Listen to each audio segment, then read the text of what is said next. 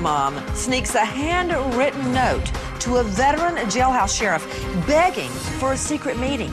Tonight, we've got the letter. And in the last hours, Top Mom's defense grills Top Mom's longtime childhood friend who cracks the story as to why that specific location handpicked to discard Kaylee's body. What did Casey Anthony's lawyers get out of her childhood friend? Casey one time was considering giving up little Kaylee for adoption. Ms. Cruz at the time said she would be willing to adopt Kaylee. Things were in the works, but when Cindy Anthony found out, she went ballistic and put a stop to it. The possible adoption of Kaylee, as this story goes. Does that set up motive? Casey never wanted her in the first place. I truly love that little girl and miss her so much. Some of the other things that Keough Marie could possibly have said in this deposition today is that this area where Kaylee's remains were found, this was a teenage and childhood hangout for these girls. This was a shaded area, so unless you were a kid or a teenager in the neighborhood, you wouldn't know about it. That's when she opened up to me and said, Mom has thrown it in my face many times before that I'm an unfit mother. And, you know, maybe she's right, maybe I am. Dad, I don't care about all this other stuff. I mean, I don't care about the media. I don't care about what people have been saying about me. That doesn't matter. Because I know it's not true, and everyone that knows me knows that it isn't true. All I want is Kaylee home. Is your daughter in a better place? No, she's not. Are you worried about her? I'm absolutely petrified. If she was with her family right now, she'd be in the best place. She's not. Straight out to Mark Williams, standing by there at the Orlando jailhouse. Mark, what can you tell me about a handwritten note slipped to a veteran jailhouse sheriff asking for a secret meeting? Well, Nancy, George and Casey Anthony had a meeting on August 14th of last year, right after she was jailed. At the urging and at the behest of George, he asked Casey to write a note to then Sheriff Kevin Berry asking for a private meeting between Casey, her father, her mother, or Brother Lee.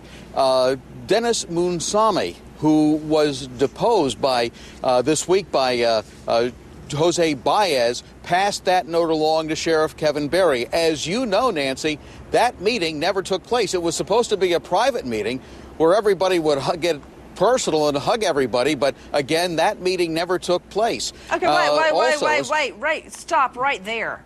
Why do you believe this meeting was to hug it out? What about the possibility this meeting was to get their story straight and that they wanted to meet in private without surveillance or without any sheriffs there so no one could hear them? Ding, ding. Nancy, after following this case since last July, nothing in this case ever surprises me that they would try and get their story straight. I've got the letter in my hand, and I want to go to our chief editorial producer, Ellie Jostad. Ellie, explain to me, what, if anything, had the sheriff done to lead Top Mom to believe that he would break all the rules and engineer a secret meeting on behalf of Top Mom? Well, on August 14th, George and Cindy Anthony went to the jail and met with Casey Anthony. Apparently, George Anthony convinced Casey that he'd had a conversation, apparently with somebody in the sheriff's office or in the jail, that said, you know, if she would write a note and ask the sheriff for this, it could be set up because he will do anything to help us. He'll do anything to help you or to help Kaylee. So that is why she wrote this note. Good to know. I want to go back out to Kathy Belich. She is a reporter with CNN affiliate WFTV. On top of this handwritten note slipped to a jailhouse sheriff asking for this secret meeting, we learned that longtime childhood friend Keough Marie Cruz under oath on the hot seat today. Now, this is shooting themselves in the foot. But you know what? They asked for it and they got it. What do we know, Kathy Belich, about what Cruz may have said?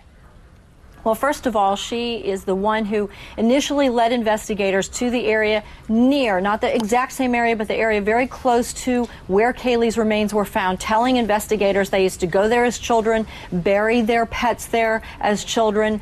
So she felt that if anything happened to Kaylee, if Casey was involved, that maybe that area was also involved. She also has information about the pregnancy and how Casey did not necessarily want Kaylee.